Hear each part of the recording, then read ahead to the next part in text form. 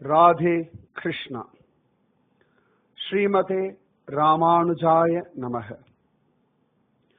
यो नित्यम् अच्युत पदाम्बुज युग्म रुग्म व्यामोहतस्ततितराणि तृणाय मेने अस्मद्गुरोर् भगवधोस्य दयैक सिन्धोः रामानुजस्य चरणौ शरणं प्रपद्ये। भगवान ஒவ்வொரு காலகட்டத்தில் ஏதோ ஒரு காரணம் கொண்டு நம்மளை எல்லாம் ஒன்னா சேர்த்து அனுகிரகம் பண்றான். பகவானுடைய அனுகிரகம் இந்த ரூபத்திலே இப்படிதான் வரும் அப்படின்னு நம்மாலே தீர்மானிக்கவே முடியாது. நமக்கு இப்ப அனுகிரகம் ராமானுஜ வைபவம் மூலமாகவே நமக்கு கிடைச்சிருக்கு. ஏன்னா மகாத்மாக்களுடைய வைபவம் அப்படின்றது சுவாமியே உகந்து அனுபவிக்கக்கூடிய ஒன்று. எப்படி சகஸ்ரநாமம் சொன்னா பீஷ்ம பிதாமகர் சொன்னார் அப்படின்ற ஒரு காரணத்துக்காகவே சுவாமி நமக்கும் சேர்த்து அனுகிரகம் பண்றார் இல்லையா? திருப்பாவை பாடினோம் அப்படின்னா ஆண்டாள காரணமா கொண்டு நமக்கு அனுகிரகம் கிடைக்கிறது இல்லையா? அதுபோல ராமானுஜ வைபவம் நாம சொல்லும் பொழுதும் கேட்கும் பொழுதும் வைகுண்டத்திலிருந்து பகவான், தாயார், ஆழ்வார்கள், மகாத்மாக்கள் இவா எல்லாம் நம்ம மேல விசேஷமான ஒரு கிருபா கடாட்சம் பண்றார்கள். இவ்வளவு வசதி ராமானுஜ வைபவம். அதனாலதான் சுவாமி ராமானுஜரை நம்பிட்டோம்னா போதும் அப்படின்னு தெரியவா சொல்றார். அந்த நம்பிக்கையில தான் கூரத்தாழ்வான் எல்லாத்தையும் விட்டுட்டு மனைவியை கூட்டுண்டு நேர ஸ்ரீரங்கம் வர. ஏன்னா ராமானுஜர் கூட இருந்தாச்சுன்னா போதும். நம்ம எல்லாருமே சின்ன குழந்தை ரொம்ப சந்தோஷமா இருந்தோம். ஏன் அப்படின்னா எதை வேணாலும் பண்ணி கொடுக்கறதுக்கு அம்மா இருக்கா, அப்பா இருக்கா. சின்ன வயசுல நம்ம வீட்டு வருமானம் என்னன்னு தெரியாது, அம்மாவுடைய சரீரஸ்திதி என்னன்னு தெரியாது, அம்மா எவ்வளவு படிச்சிருக்கான்னு கவலை கிடையாது, அப்பா எவ்வளவு சம்பாதிக்கிறான்னு கவலை கிடையாது. ஆனா டெய்லி அடம் பண்ணும், எனக்கு லட்டு வேணும், இல்லாட்டி இட்லி வேணும். சமயத்துல யானை வேணும்னா கூட அடம் பிடிப்போம். நம்ம யானை என்ன விலை, யானையை வச்சுக்க முடியுமா, யானையை வச்சிருந்தா பிரயோஜனம் உண்டா, ஒண்ணுமே யோசிக்க மாட்டோம். ஆனா அப்பா அம்மா கிட்ட சொல்லிட்டோம்னா அவ நடத்தி கொடுப்பா அப்படின்னு ஒரு தீர்மானமான நம்பிக்கை. அதனாலதான் இள வயசு காலகட்டம், அந்த சின்ன வயசுல அவ்வளவு சந்தோஷமா இருந்தோம். அதே போல நம்பிக்கை பகவானிடத்திலையும் ராமானுஜரிடத்திலையும் நாம வச்சுட்டோம்னா போதும். மற்றதெல்லாம் பகவா பார்த்துட்டுருவா. சின்ன குழந்தை ஒன்றும் பெருசா ஒரு கமிட்மெண்ட் கிடையாது. அம்மா சாதம் கொடுத்தா சாப்பிடணும், அம்மா ஸ்கூலுக்கு அனுப்பினா போகணும், ஸ்கூல்ல என்ன சொல்லி கொடுக்காவளோ படிக்கணும், இவ்வளவுதான். இதுக்கு மேல ஃபியூச்சரை பத்தியோ தான் வாழ்க்கையில என்ன ஆகணும்ன்ற லட்சியத்தை பத்தியோ அது யோசிக்கவே வேண்டாம். எல்லாம் சுவாமி பார்த்துப்பார். அந்த தைரியம் நமக்கு இருந்துட்டுன்னா போதும். கூரத்தாழ்வானுக்கு அப்படி ஒரு தைரியம் இருந்தது. அதனால தன்னுடைய மனைவியையும் கூட்டிண்டு ராமானுஜரிடத்துல வந்துட்டார். ராமானுஜர் ஆச்சரியமா அவர் குடும்பஸ்தனா இருக்கிறதுனால அவருக்கும் ஸ்ரீரங்கத்துல அழகா ஒரு வீடு பார்த்து அதுல தங்கறதுக்கான ஏற்பாடெல்லாம் பண்ணி கொடுத்துட்டார். கூரத்தாழ்வான் மனைவி ஆண்டாள் ரொம்ப உத்தமி. அவ்வளவு அழகா சாஸ்திரம் எல்லாம் தெரிஞ்சவர். சமயத்துல என்னைக்காவது கூரத்தாழ்வானுக்கு சாஸ்திர விஷயத்துல சந்தேகம் வந்துடுத்துனா தன் மனைவி ஆண்டாளை கேட்பா. இந்த காலத்துல தான் பெண்கள் படிப்பு அது இதுன்னு பெருசா பேசிட்டு இருக்கோம். அந்த காலத்துல பெண்கள் எல்லாருக்குமே ஞானம் இருந்தது. அத்தனை அழகா ரிஷி பத்னிகள். இன்னைக்கும் கல்யாண சமயத்துல யாரும் வசிஷ்டர சேவின்னு சொல்றது இல்லை, அருந்ததியை பாக்குறதா சொல்றோம். சப்தரிஷிகள்ல ஒருத்தர் வசிஷ்டர். ஆனா அவருக்கு ஒரு பெரிய ஏற்றமோ சப்தரிஷிகளுக்கு ஒரு மரியாதையோ கிடையாது. ஆனா அருந்ததி, அனசுயா தேவி இவாளெல்லாம் தான் நாம கொண்டாடுறோம். அதனால ஸ்திரீகளுக்கு ஏற்றம் அப்படின்றது நம்முடைய சனாதனமான ஹிந்து தர்மத்துல என்னைக்குமே இருக்கு. அவ்வளவு சிரேஷ்டம். இந்த கூரத்தாழ்வான் சாஸ்திர விஷயத்துல சந்தேகம் வந்தா ஜோரா ஆண்டாளை கேட்பா, அழகா சொல்லுவாள் அப்படின்னு அந்த அம்மாவை பத்தி காண கிடைக்கிறது. அவ்வளவு அழகா ரெண்டு பேரும் ஜோரா குடும்பம் நடத்துறா. எப்படி குடும்பம் நடத்துறாருன்னா உஞ்சவிருத்தி எடுத்து குடும்பம் நடத்துறார் கூரத்தாழ்வார். ஒரு காலத்துல கூரத்துல அவர் வீட்டுல 1000 பேர் டெய்லி சாப்பிட்டு இருப்பா. அவ்வளவு பேருக்கு தங்கத்தட்டுல அன்னதானம் போட்டு இருந்தவர் இன்னைக்கு எல்லாத்தையும் விட்டுட்டு ஸ்ரீரங்க வீதிகள்ல ஆனந்தமா பஜனை பண்ணிண்டு, கழுத்துல ஒரு சொம்ப தொங்க விட்டு, ரங்கநாதனுடைய நாமத்தை சொல்லிண்டு, யதிராஜர் திருவடியை தியானம் பண்ணிண்டு வீதி வீதியா உஞ்சவிருத்தி. எப்படி சுதாமா குச்சேலர் பண்ணார் அப்படின்னு பாகவதம் சொல்றதோ அது போலே இன்னைக்கும் பார்த்தோம்னா புதுக்கோட்டையிலலாம் அவ்வளவு அழகா நரசிம்ம ஜெயந்தி எல்லாம் கொண்டாடுவா. அதுக்கெல்லாம் பார்த்தோம்னா புதுக்கோட்டை கோபாலகிருஷ்ண பாகவதர் அவ வம்சத்தார் இன்னைக்கும் உஞ்சவிருத்தி எடுத்துதான் அங்க அன்னதானம். இன்னைக்கும் திருவிசநல்லூர் ஐயாவாள் அங்க கங்கா ஆகர்ஷண சமயத்துல பார்த்தோம்னா பெரிய அன்னதானம் நடக்கும். பல ஊர்கள்ல பல பேர் உஞ்சவிருத்தி எடுத்து அந்த அரிசி அந்த தனத்தை கொண்டு வந்து மடத்துல கொடுப்பா. அதை கொண்டுதான் அவ்வளவு அழகா அன்னதானம் இதெல்லாம் நடக்கும். உஞ்சவிருத்தி பண்றார், அதாவது ஒண்ணுமே இல்லாதவா உஞ்சவிருத்தி பண்றதுன்றது ஒரு விஷயம் இல்லை. பெரிய கோடீஸ்வரனா இருந்து கூரன்ற ஊருக்கு ராஜாவா இருந்து அத்தனையும் விட்டுட்டு அப்ப முகத்துல என்ன சந்தோஷம் என்ன ஆனந்தம் இருந்ததோ அதே ஸ்திதியில இப்பயும் இருக்க. இப்ப சாதாரணமா நம்ம வாழ்க்கையில கொஞ்சம் ஏதான சம்பளம் குறையிறது இல்லாட்டி நம்முடைய செலவை குறைச்சிக்கணும் அப்படின்னா உடனே மனசுல ஒரு பெரிய துக்கம் வந்து தாக்கும். இவ்வளவு உடனே கஷ்டப்படுறேனே அப்படின்டுவோம். நம்ம சாப்பாட்டுக்கு வழி இல்லாம இருக்கா மாதிரியும் வாழ்க்கையில படாத பாடு படுற மாதிரியும் நம்ம பேசிடுவோம். மகாத்மாக்கள் பெரியவாள்லாம் பகவான் இன்னைக்கு என்ன இந்த நிலைமையில வச்சிருக்கான் அவனுக்கு தெரியும். நமக்கு என்னெல்லாம் நடக்கிறதோ எல்லாம் சுவாமிக்கு தெரிஞ்சுதான் நடக்கிறது. அதனால நம்ம கவலைப்பட வேண்டிய அவசியமே இல்லை. இது இப்படி நடந்து கொடுத்தே, அவ என்ன இப்படி நடத்திட்டாளே, அவ என்ன இப்படி அவமானப்படுத்திட்டாளே, இதை யோசிக்க வேண்டிய அவசியமே இல்லை. எல்லாத்துக்கும் ஐ விட்னஸ் பகவான்.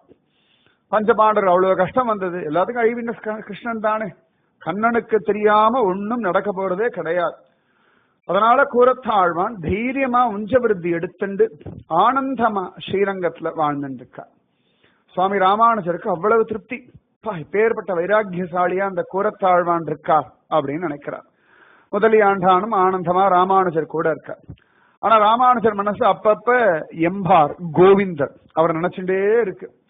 இந்த எம்பார் கோவிந்தர் காளஹஸ்தியில அழகா சிவபெருமானுக்கு பூஜை பண்ணிட்டு இருக்கார். ஆனா ராமானுஜருக்கு ஆசை, எம்பாரு என் கூட வந்துட்டான் கோவிந்தர். அப்ப அவர் பேர் கோவிந்தர் தான். கோவிந்தன் என்னிடத்துல ரொம்ப பிரீத்தி உடையவன், பகவத் தியானத்துல கெட்டிகாரன், அவன் கூட இருந்தா தேவலையே அப்படின்னு மனசுக்குள்ள ஆசை. அதுக்காகத்தான் ஜோரா காஞ்சிபுரத்துல இருந்து ஒரு வைஷ்ணவர் அனுப்பிட்டார், பெரிய திருமலை நம்பிகள். பெரிய திருமலை நம்பிகள் ஸ்வயம் ராமானுஜருடைய சொந்த தாய் மாமன். அது இல்லாதபடி ராமானுஜருக்கு இளையாழ்வார் அப்படின்னு பேர் வச்சதும் அவர்தான். அதனால பெரிய திருமலை நம்பிகளிடத்துல ஒரு வைஷ்ணவரை அனுப்பினார். இந்த மாதிரி கோவிந்தனை எப்படியாவது நம்ம சம்பிரதாயத்துக்கு கொண்டு வரணும், எப்படி ஆள வந்தார் ராமானுஜ சம்பிரதாயத்துக்கு வரணும் அப்படின்னு வரதராஜனிடத்துல பிரார்த்திச்சுட்டாரோ அது போல சுவாமி ராமானுஜர் கோவிந்தர் அழகா இந்த வைஷ்ணவ சித்தாந்தத்துல வரணுமே அப்படின்னு ஆசைப்பட்டு ஒரு வைஷ்ணவரை பெரிய திருமலை நம்பிகளிடத்துல அனுப்பியிருந்தார். அந்த வைஷ்ணவர் ரொம்ப நாள் கழிச்சு இப்ப ஸ்ரீரங்கத்துக்கு வந்தார். ராமானுஜரை சேவிச்சார். சேவிச்ச உடனேயே ராமானுஜர் ரொம்ப சந்தோஷமா கேட்டார், கோவிந்தன் எப்படி இருக்கார், எங்க இருக்கார், என்ன விஷயம் அப்படின்னார். உடனே அந்த வைஷ்ணவர் பரம சந்தோஷமா, கோவிந்தர் இப்ப பெரிய திருமலை நம்பிகள் சிஷ்யரா இருக்கார் அப்படின்னு.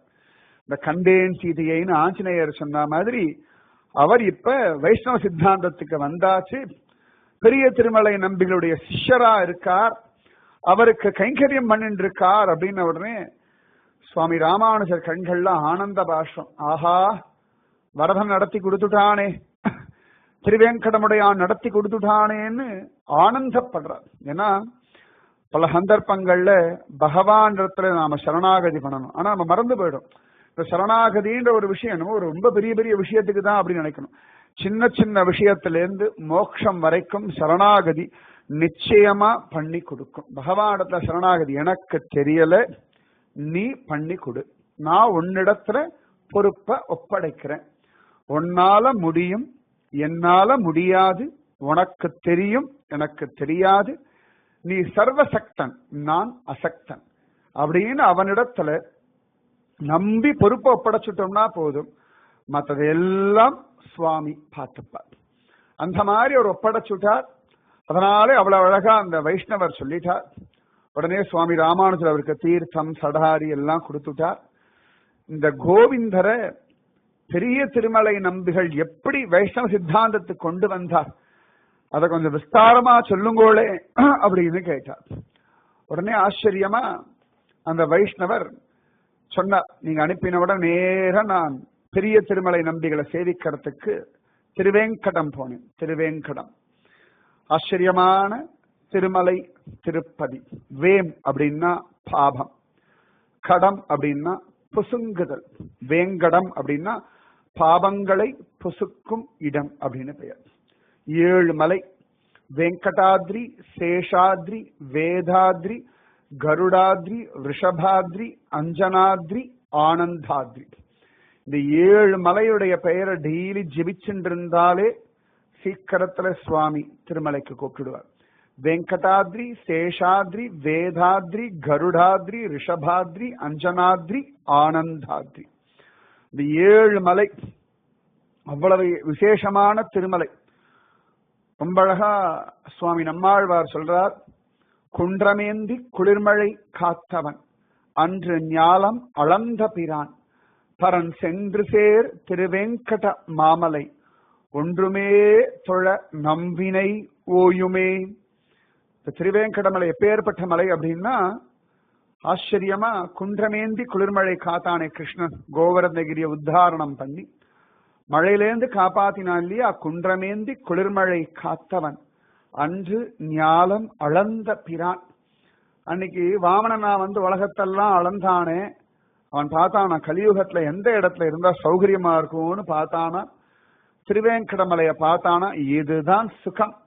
அதனாலதான் கலியுக வரதன் அப்படின்னு மலையப்ப சுவாமி எல்லாரும் கொண்டாடுவார்கள். களிநாளுக்கு இறங்கி கல்லிலே இறங்கி சிலையாக கோவிலில் நிற்கின்றாய் கேசவா அப்படின்னு இல்லையா, குறையொன்றுமில்லை மறைமூர்த்தி கண்ணா. களிநாளுக்காகவே இறங்கினவர் தான் திருமலையப்பன், மலையப்ப சுவாமி. திருவேங்கடமுடையான் அப்படின்னு ஸ்ரீ வைஷ்ணவ சித்தாந்தத்துல சுவாமியுடைய திருநாமம். அவ்வளவு வசதி. இந்த 7 மலையில பகவான் ஏறி நிக்கிறானா, பரன் சென்று சேர் திருவேங்கட மாமலை ஒன்றுமே தொழ நம்பினை ஓயுமே. திருவேங்கடமலையில ஏறி மலையப்ப சுவாமியை தொழவே வேண்டாமா, திருவேங்கடமலையை தொழுதாலே போதுமா. நம்ம நினைச்சுட்டு இருக்கோம் திருவேங்கடமலையில போய் சீனிவாசன, திருவேங்கடமலையை பார்த்தாலே மோட்சம் வரைக்கும் சித்திச்சுடும். அவ்வளவு சிரேஷ்டம் அந்த திருவேங்கடமலைக்கு அடியேன் போனேன். ஆச்சரியமாக ஜோரா பெரிய திருமலை நம்பிகளை அடியேன் சேவிச்சேன். பெரிய திருமலை நம்பிகள் ஸ்ரீசைல பூர்ணர் அப்படின்னு அவருக்கு சம்ஸ்கிருத பெயர். ரொம்ப ஆச்சரியமானவர். மலையப்ப சுவாமி இடத்துல அவ்வளவு பக்தி. ஒரு சந்தர்ப்பத்துல சுவாமி ஆள வந்தார். நம்மாழ்வார் பாசுரங்கள், நம்ம திருமங்கை ஆழ்வார் பாசுரங்கள்லாம் சொல்லி வியாக்கியானம் பண்ணிட்டு இருக்கார். அதுல ஒழிவில் காலமெல்லாம் உடனாய் மன்னி வழிவிலா அடிமை செய்ய வேண்டும் நாம் அப்படின்னு நம்மாழ்வார் பாசுரம். நம்ம காலம் முழுக்க மலையப்ப சுவாமிக்கு கைங்கரியம் பண்ணணும்னு. அதை கேட்டதுல இருந்து இவருக்கு ஒரு ஆசை, நாம போய் மலையப்பனை கைங்கரியம் பண்ண போயிடுவோம். வாழ்க்கையில இதுதான் நம்ம ஆத்மாவுக்கு நல்ல கதி. இப்ப வாழ்க்கையில ஒவ்வொருத்தரும் ஒரு லட்சியம் வச்சுப்போம், இதை சம்பாதிக்கணும், இதை அடையணும், அதை அடையணும்னு. பெரிய திருமலை நம்பிகள் தீர்மானம் பண்ணார், திருமலைக்கு போறோம், மலையப்ப சுவாமிக்கு கைங்கரியம் பண்றோம். ஆயுசு முழுக்க இவ்வளவுதான் நம்ம ஆயுசு. நம்ம ஜன்மா எடுத்தது மலையப்பனுக்கு கைங்கரியம் பண்றதுக்கு. இப்ப நம்மள யாராவது உங்க லைஃபோட லட்சியம் என்னன்னு நிறைய சொல்லுவோம், கடைசி வரைக்கும் பெருமாளை பத்தி வரவே வராது. இதெல்லாம் நடத்தி கொடுக்கறதுக்கு பெருமாளை பிடிக்கும், ஆனா பெருமாள் லட்சியம் அப்படின்ற ஒரு புத்தி நமக்கு வரமாட்டேங்கிறது. ஆனா மகாத்மாக்களுக்கு அந்த புத்தி ரொம்ப ஜோரா வந்துடுறது. அதனால ஆளவந்தாரிடத்துல உத்தரவை வாங்கிட்டு அவர் நேர திருமலை போயிட்டார். திருமலையிலேயே இருந்துட்டு பகவத் கைங்கரியம் பண்ணதுனால திருமலை நம்பின்னு அவருக்கு திருநாமம் ஆயிடுச்சு. ஸ்ரீசைல பூர்ணர் அப்படின்னு பேர். பெரிய நம்பி, திருக்கட்சி நம்பி, திருமலை நம்பி. பக்தியில ஆழங்கால் பட்டுட்டாராம். மலையப்பன் இடத்துல அப்படி ஒரு ஈடுபாடு. எப்ப பார்த்தாலும் அழகா திருமங்கை ஆழ்வாருடைய பெரிய திருமொழி, இல்லாட்டி நம்மாழ்வாருடைய திருவாய்மொழி, இப்படி மலையப்பனுடைய பாசுரங்களை சொல்லிட்டே இருப்பா. ஸ்ரீரங்கத்துக்காரெல்லாம் ஸ்ரீரங்கராஜனுடைய பாசுரங்களே சொல்லிட்டு இருப்பா. திவ்ய பிரபந்தத்துல ரங்கராஜனுக்கு அப்புறமா நிறைய பாசுரங்கள் யாருக்குன்னா மலையப்பனுக்கு தான். அவ்வளவு சிரேஷ்டம். எல்லாரும் புலம்புவார், மலையப்பா மலையப்பா கோவிந்தா கோவிந்தான்னு. இன்னைக்கும் பார்த்தோம்னா பாமர ஜனங்களுக்கு அவ்வளவு தூரம் பிரீத்தி அப்படின்னா மலையப்ப சுவாமி. திருப்பதி மலை ஏறி மொட்டை அடிச்சுட்டு மலையப்பனை பார்த்தா வாழ்க்கை நல்லா இருக்கும், அவ்வளவுதான். அதுக்கு மேல யோசிக்க மாட்டான். நம்மளெல்லாம் விட்டுருவோம். இன்னைக்கு பாமர ஜனங்கள் பார்க்கலாம், வருஷத்துல ஒரு தடவை மலை ஏறுவா. ஏடுமண்டலவாடா வெங்கட்ரமணா கோவிந்தா கோவிந்தா. அதுவும் அவளுக்கு கோவிந்தா கூட வராது, கோவிந்தா கோவிந்தா அப்படின்பா. நிறைய பேர் நீங்க பாத்துக்கலான்னு தெரியல. நம்மலாம் சாதாரணமா மலை ஏறும் எப்பயாவது ஒரு தடவை. அந்த பாமர ஜனங்கள் மலை ஏறும் பொழுது குடும்பமா மஞ்சள் குங்குமம் வாங்கிப்பா, படிப்படியா மஞ்சளை இட்டுண்டு குங்குமம் வச்சுட்டு கிட்டத்தட்ட 3000 படி. இடுப்பு என்னதுக்காகும்? குடும்பமா குழந்தை அம்மா அப்பா எல்லாருமா மலையேறுவா. பெருசா தங்கறதுக்கெல்லாம் யோசிக்க மாட்டா. எங்கேயாவது புஷ்கரணி கரையில படுத்துப்பா, பெருமாளை சேவிப்பா, கோவில்ல கொடுக்குற சாப்பாடை சாப்பிடுவா, அவ எடுத்துட்டு போற பணத்தை உண்டியல்ல போடுவா, தலைய மொட்டை அடிச்சுப்பா, வந்துட்டே இருப்பா. திருப்பதியில மொட்டை அடிக்கிறதுக்கு ஒன்றும் பெரிய சடங்கெல்லாம் கிடையாது. சுவாமியை பார்த்துட்டு மொட்டை அடிக்கலாம், மொட்டை அடிச்சுட்டு சுவாமி போய் பார்க்கலாம். எப்படி பார்த்தாலும் மலையப்பன் கோச்சிக்கவே மாட்டார். அவ்வளவு சிரேஷ்டம், அவ்வளவு சுலபம் மலையப்ப சுவாமி. அதனாலதான் இவ்வளவு கூட்டம், எட்டான ஜனங்கள். இன்னைக்கும் வடக்கத்திக்கார ஆளுக்கு தெரிஞ்ச ஒரு பெருமாள் கோவில்னா திருப்பதி தான். அவ சொல்ல பாலாஜி, அவ்வளவுதான். வடக்கத்திக்கார ஆளுக்கு மலையப்பன் சீனிவாசன்லாம் கிடையாது, பாலாஜி அப்படின்னு. அவ்வளவு வசதி. அதனால அந்த மலையப்பனுக்கு கைங்கரியம் பண்ணணும்னு தீர்மானம் பண்ணி இந்த பெரிய திருமலை நம்பிகள் வந்துட்டார். இன்னைக்கும் அவர் வாழ்ந்த இடம் தான் அவருடைய சந்நிதியா இருக்கு. கோவில் அப்படி பிரதட்சணமா வரும்பொழுது பார்த்தோம்னா பெரிய திருமலை நம்பிகள் சந்நிதி உண்டு. கோவில் வாசல்ல இருந்து இப்படி பிரதட்சணமா போய் ரைட்ல கட்ட இடத்துல நம்ம ஊஞ்சல் சேவையெல்லாம் நடக்கும். தாண்டி போனா இடதுகை பக்கத்துல பார்த்தா பெரிய திருமலை நம்பிகளுடைய சந்நிதி உண்டு. சரியா அந்த காலத்துல அவருடைய வீடு அதுதான். இப்ப அந்த இடத்துல அவருடைய சந்நிதி கட்டிட்டா. அவ்வளவு விசேஷம் பெரிய திருமலை நம்பிகள். அவர் பெருமாளுக்கு அப்படி ஒரு கைங்கரியம் பண்றார். என்ன கைங்கரியம்னா, பாப விநாசத்திலேருந்து டெய்லி தீர்த்தம் கொண்டு வர. கிட்டத்தட்ட ஒரு 8 கிலோமீட்டர் 10 கிலோமீட்டர் உண்டு திருமலை கோவில்லேருந்து பாப விநாசம்.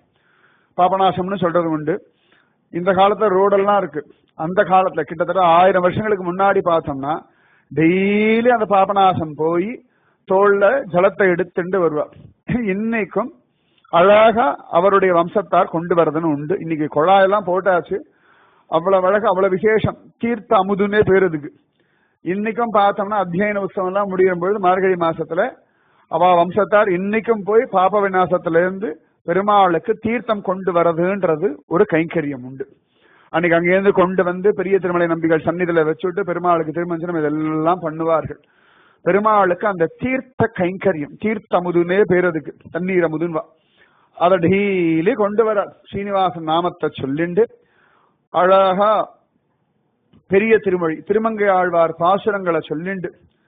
திருமங்கை ஆழ்வார் எப்பொழுதும் மலையப்பன் இடத்து அவ்வளவு புலம்புவார். நாயேன் வந்தடைந்தேன் நல்கியாள் என்னை கொண்டு அருளே. நான் நாய் மாறிப்பா, எப்படியோ திருமலைக்கு வந்துட்டேன், தெரியாம நீதான் கிருப பண்ணணும்னு அதெல்லாம் சொல்லிண்டு ஒவ்வொரு நாளா வருவார். ஆச்சரியமா. அப்படி ஒரு நாள் ஜோரா அவர் வரும்பொழுது பார்த்தோம் அப்படின்னா, ஒரு வேடுவன் வந்துட்டு பெரிய திருமலை நம்பிகள் இடத்துல ரொம்ப தாகமா இருக்கு, தீர்த்தம் கொடுங்கோ அப்படின்றான்.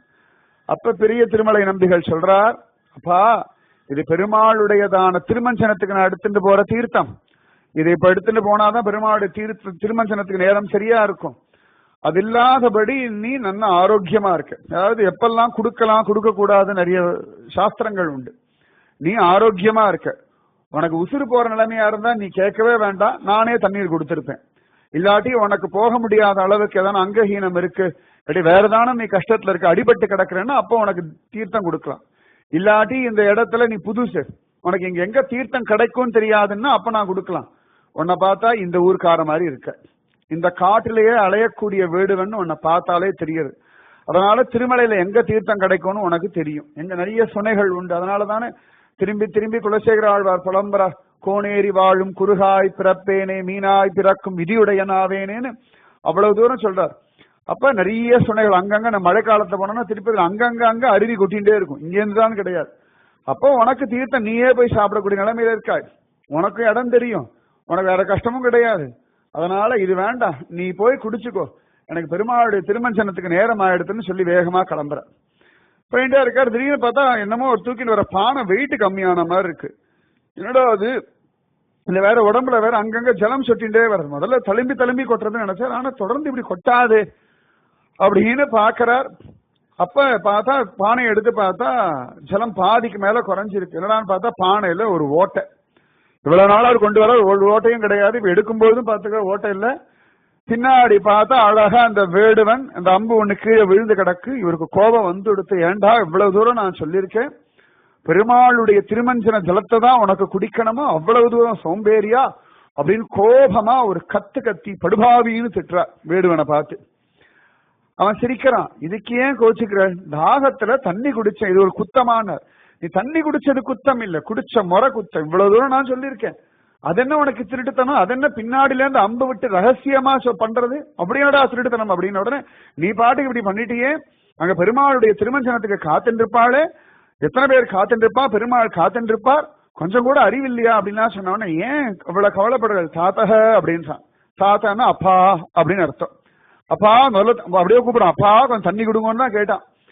இப்ப தண்ணி கொடுத்தவொடனே இப்படி எல்லாம் பண்ணோடனே நான் எப்படிடா எடுத்துட்டு போவேன், தண்ணி இல்லையே அப்படின்றார். இதுக்கு ஏன் தாத்தா கவலைப்படுறது? தாத்தானா அப்பா, ஹோலி ஃபாதர்னு அர்த்தம், பெருமதிப்பிற்குரிய தந்தை, அந்த மாதிரி அர்த்தம். அப்ப நான் எப்படி போவேன் அப்படின்றார். இவ்வளவு தூரம் ஏன் போனோம்? திருப்பி எப்படா நான் பாப விநாசம் வரைக்கும் போயிட்டு திரும்பி எடுத்துட்டு வரணுமேடா, பாதி தூரத்துக்கு மேல கடந்து வந்துட்டேன், ஒன்னும் கவலைப்படாதீங்கன்னு சொல்லி ஒரு அம்பை எடுத்து அழகா அடிச்சான் மலையில. அங்கேந்து ஜலம் குபு குபு குபு குபு குபுன்னு வர ஆரம்பிச்சுடுத்து. இன்னிலேந்து இந்த ஜலத்தை கொண்டு போய் கொடுங்க பெருமாளுக்கு, ஒன்னும் குத்தம் இல்ல அப்படின்னா. உடனே அவன் பார்த்தான், நீ சொல்ற ஜலமெல்லாம் நான் கொண்டு கொடுக்க முடியுமா? இவ்வளவு நாளா இத்தனை தூரம் இந்த பாப விநாச ஜலத்திலேருந்தா பெருமாளுக்கு திருமஞ்சனம் ஆயிருக்கு, நீ சொன்னா நான் எடுப்பேனோ அப்படின்னு. நீ யாரா சொல்றதுக்கு அப்படின்னு உடனே வேடுவன் சிரிச்சான். நான் யார் சொல்றதுக்கா? எனக்கு தானே தீர்த்தம், நான் தானே சொல்ல முடியும் அப்படின்னு. உடனே என்னது அப்படின்னா அடுத்த க்ஷணம் வேடுவன் மலையப்பனாகவே காட்சி கொடுத்தான். ஆச்சரியமா சங்கம் சக்கரம் எல்லாம் வச்சுண்டு திருமண்ணெல்லாம் இட்டு சர்வாபரண பூஷிதனாக சாட்சாத் மன்மதனாக இடது கைய தனக்கு காட்டிண்டு வலது கைய தன் திருவடிக்கு காட்டிண்டு மாமேகம் சரணம் பிரஜன்னு பெருமாள் நின்னார். கண்கள்ல ஆனந்த பாஷ்பம். பிரபோ ஸ்ரீனிவாசா திருவேங்கடமுடையானே, மலையப்பா நீயா அப்படின்னு பதறி அடிச்சு அவர் திருவடியில விழுந்தார். அடுத்த க்ஷணம் பெருமாள் மறைஞ்சுட்டார். உடனே அப்போதுலேருந்து உடனே ஆகாச கங்கை ஜலத்தை எடுத்துட்டு கிடுகிடுன்னு ஓடி வந்தா பெருமாள் திருமஞ்சனத்துக்கு. அழகா அர்ச்சகர் இப்படி பார்த்தார். இவர் திருமஞ்சன தீர்த்தம் கொடுத்தார். கொடுத்த உடனே ஆவேசம் வந்தவர் மாதிரி அர்ச்சகர் சொன்னார், நீர் கொடுத்த தீர்த்தம் நன்னா தாகம் தணிச்சது, இன்னிலேந்து அழகா ஆகாச கங்க ஜலமே கொண்டு வந்தா போதும்னு அர்ச்சகர் ஆவேசத்துல சாமி வந்த மாதிரி சொன்னார். சுத்தி இருக்க வாழ்க்கெல்லாம் ஒன்னும் புரியல. கைய கூப்பிண்டார். எல்லாரும் கேட்டா என்ன விஷயம் நடந்ததெல்லாம் சொன்னார். அப்பதான் இவருடைய பிரபாவம் எல்லாருக்கும் புரிஞ்சுதான். மற்றவாள்லாம் அவர் பைத்தியம், இவ்வளவு தூரம் பாப விநாசம் யாராவது தூக்கிட்டு வருவாளா, முட்டாள் அப்படின்லாம் சொல்லிட்டு இருந்தா. ஆனா அவருடைய ஸ்ரத்தை இத்தனை தூரம் பகவத் கைங்கரியம் பண்ணிருக்கார். பெருமாளே அவரை தாத்தா அப்படின்னு கூப்பிட்டதுனாலதான் தாத்தா ஆச்சாரியன், தாத்தாச்சாரியன்னு பேர். பெருமாளுக்கே அப்பா. பெருமாள் பிரம்மதேவருக்கு அப்பா. பெருமாளே இவர் அப்பான்றதுனால பிரம்மாவுக்கும் தாத்தாவா இவர் ஆயிட்டார். அதனால தாத்தான்றதுக்கு தாத்தா, நம்ம தாத்தான்ற அந்த அர்த்தத்துல சொல்லிடுவா. தாத்தாச்சாரியன்னா பிரம்மாவுக்கும் தாத்தாவாயிட்டார், பெருமாளுக்கு அப்பாவாயிட்டார். அதனாலே தாத்தாச்சாரியன். அவ்வளவு வசதி பெரிய திருமலை நம்பிகள். இன்னைக்கும் பெருமாளுக்கு அந்த ஆகாச கங்கை தீர்த்தம் தான் திருமஞ்சனத்துக்கு. வேற எதுவும் அவர் குளிக்க மாட்டார். ஏன்னா பெரிய திருமலை நம்பிகள் பண்ண கைங்கரிய பலம். பெரிய திருமலை நம்பிகள் அந்த தீர்த்தத்தை கொடுத்தவனா ஆச்சரியமா அப்படி ஆவேசமா அர்ச்சகர் சொல்லிட்டார். அவ்வளவு அழகா மலையப்ப சுவாமியம் ஆனந்தப்பட்டான். அத்தனை வசதி பெரிய திருமலை நம்பிகள். இவர் சொல்றார், இவர் இத்தனையும் சொல்லும் பொழுது ராமானுஜருக்கு இவ்வளவு நினப்பு வந்துடுத்தான். இப்ப புரியறதா ராமானுஜருக்கு ஏன் தீர்த்த கைங்கரி ரொம்ப பிடிச்சதுன்னா, மாமா என்ன பண்ணாரோ அதேதான் மருமான் பண்ற. மாமா திருவேங்கடமுடையானுக்கு பண்ணாருன்னா மருமான் வரதராஜனுக்கு ஆனந்தமா சாலை கிணற்றிலேருந்து ஜலம் கொண்டு வந்தார். அப்ப இந்த பகவத் கைங்கரியம் இத கேட்கிறோம் இல்லையா? இப்பயே பிரார்த்திச்சுக்கோங்க, மலையப்பா ஏதானும் ஒரு ஜென்மால எனக்கும் உன்னுடைய கோவில்ல ஒரு தீர்த்த கைங்கரியம் பண்ற பாக்கியம் வேணும்னு நீங்க கேட்டுட்டேன்னா சத்தியமா சுவாமி நடத்தி கொடுப்பார். நான் ஒரு தடவை திருப்பதி போகும் பொழுது அப்படி ஒரு பாக்கியம் கிடைச்சது. ஆச்சரியமா அந்த கோஷ்டி சேவைக்காக நான் நின்றிருந்த சமயத்துல சில பேர்லாம் உள்ள வாங்குவோம் அப்படின்னு கூப்பிட்டா, அப்ப ஆனந்தமா நிறைய பேர் இந்த தீர்த்த கைங்கரியம் எல்லாம் எடுத்துட்டு இருந்தேன். அப்ப முதல்ல எனக்கு பெரிய திருமலை நம்பிகள் தான் ஞாபகம் வந்தது. அவள்லேருந்து இப்படி எடுத்து கொடுத்தா. பெருமாளுக்கு ஒரு திருமஞ்சனத்துக்கு எல்லாம் அங்க கீழே கொட்டி எப்படியோ ஒண்ணு பெருமாளுடைய குடத்தை தூக்குறதுக்கு பாக்கியம் கிடைச்சதா இல்லையா? அவ்வளவு சிரேஷ்டம், அத்தனை பாக்கியம். அந்த குடத்தை தொட்ட சுகம் பரமானந்த வார்த்தைகளால வர்ணிக்க முடியாத ஒரு அனுபவம். பகவான் இடத்துல சொல்லிட்டோம்னா நடத்தி கொடுப்பார். இத்தனையும் சுவாமி ராமானுஜன் நினைக்கிறார். இவர் சொல்றார், பெரிய திருமலை நம்பிகள் அழகா இவர் போய் சொல்றார், இந்த வைஷ்ணவர் இந்த மாதிரி ராமானுஜர் எம்பார திருத்தி பணிகொள்ளணும், கோவிந்தரை திருத்தி பணிகொள்ளணும் அப்படின்னு உடனே நானும் நினைச்சிட்டு இருந்தேன், ராமானுஜனும் சொல்லிட்டானா இப்ப கட்டாயம் பண்ணணும்னு சொல்லி அன்னைக்கு கூட பெருமாளுக்கு தீர்த்த கைங்கரியம் பண்றார். கடைசி வரைக்கும் பெருமாளுக்கு தீர்த்த கைங்கரியம் பண்ண ஒருத்தர் தாத்தாச்சாரியர். மலையப்ப சுவாமி வாழ்க்கையில யார வேணாலும் மறக்கலாம், இவரை மறக்கவே முடியாது. சில பேரெல்லாம் பெருமாளால் மறக்கவே முடியாது. இன்னொருத்தர் ஹாத்திராம் பாவாஜி, பெருமாளுக்கு போர் அடிச்சா இன்னைக்கும் தாயக்கட்டை விளையாடிட்டு இருக்கார் ஹாத்திராம் பாவாஜியோட. அப்படி ஒவ்வொருத்தர் மேலையும் பெருமாளுக்கு அபிமானம். எல்லாரையும் மறந்தாலும் மறப்பார். ராமானுஜருடைய சிஷ்யர் ஒருத்தர் பின்னாடி அவரோட சரித்திரம் அனந்தாழ்வான், அவரை மறக்கவே முடியாது. அவ்வளவு சிரேஷ்ட மலையப்ப சுவாமி. இவர் போய் சொல்லும் பொழுது கூட சரி தீர்த்த கைங்கரியம் முடிச்சுட்டு நம்ம காளஹஸ்தி போகலாம் அப்படின்னு ஆச்சரியமா தீர்மானம் பண்ணாராம் பெரிய திருமலை நம்பிகள். இத்தனை விஷயத்தை இந்த வைஷ்ணவர் சொல்றார். ராமானுஜரோட தீர்த்த கைங்கரிய விஷயம் எல்லாம் கேட்டு அப்படியே அதனை நினைச்சு மயங்கினார். அழகா இந்த தீர்த்த கைங்கரியம் ராமானுஜர் சின்ன பையலா இருக்கும்போது நடந்த விஷயம். அவர் அப்பயே திருமலையிலிருந்து வந்துதான் ராமானுஜர் கிளையாழ்வார்னே பேர் வச்சார். சரியா, ராமானுஜர் பிறக்கிறதுக்கு முன்னாடியிலேருந்தே அவர் இந்த தீர்த்த கைங்கரியம் எல்லாம் பண்ணிட்டு தான் இருக்கா. அழகா ஆச்சரியமா அந்த வைஷ்ணவரையும் கூட்டு பெருமாளுக்கு தீர்த்த கைங்கரியம் எல்லாம் பண்ணிட்டு திருவேங்கடமுடையான இடத்துல சரணாகதி பண்ணி, எனக்கு ஒன்னும் தெரியாது, கோவிந்தனை உன் பக்கம் அழிச்சுட்டு வரணும். நன்னா கவனிச்சு பார்க்கலாம். ஆளவந்தார், ராமானுஜர் எல்லாரும் திரும்ப திரும்ப பண்ற ஒன்னே ஒண்ணு சரணாகதி. எனக்கு தெரியாது, நீ நடத்தி கொடு. அதை நீங்க திருப்பதி கோவில் போகணுமா, மலையப்பா எனக்கு தெரியாது, என்ன கோவிலுக்கு அழிச்சுட்டு போன்னு பிரார்த்தனை பண்ணிடுங்க. எப்ப நாம போனா அவர் நன்னா தரிசனம் கொடுப்பாரோ அப்ப அழிச்சுட்டு போவார். அவனிடத்துல ஒப்படைக்கணும். அதான் சரணாகதி. ராமானுஜ வைபவத்துல திரும்ப திரும்ப ஒரே ஒரு விஷயம்தான், சரணாகதி சரணாகதி சரணாகதி. எனக்கு தெரியாது, உன்னால முடியும், உன்னிடத்துல ஒப்படைச்சுட்டேன். அழகா ஜோரா பெரிய திருமலை நம்பிகள் இவரையும் கூட்டுண்டு, இந்த வைஷ்ணவர் எல்லாத்தையும் சொல்லிட்டு இருக்கார். எங்களையும் கூட்டுண்டு சில வைஷ்ணவாலையும் கூட்டுண்டு நேர காளஹஸ்தி, ஆச்சரியமான சிவஸ்தலம், ரொம்ப அழகு. ராமானுஜ வைபவத்திலேயே ஒரு சிவன் கோவில் பற்றிலாம் வரதுனா விசேஷம் தானே. அவ்வளவு அழகான ஒரு சிவஸ்தலம் காளஹஸ்தி, காளஹஸ்திநாதர். ஜோர அழகா வந்துட்டார். வந்தார். காளஹஸ்திநாதனுக்கு இவர் கோவிந்தன், அவர் பேர் அப்ப உள்ளங்கை கொணர்ந்த நாயனார் அப்படின்னு பேர். அவர் தான் முக்கியமான பூஜை பண்ணிட்டு இருந்தார் காளஹஸ்திநாதனுக்கு. அப்ப அழகா இவர் எந்த வழியிலேருந்து காளஹஸ்தி சிவபெருமானுக்கு ஜலம் எடுத்துட்டு போறார். அவரும் தீர்த்த கைங்கரியம், அது வம்சமே பாருங்க. இவர் இப்படி கைங்கரியம் பண்ணா அவர் அங்க காளஹஸ்திநாதனுக்கு தீர்த்த கைங்கரியம்.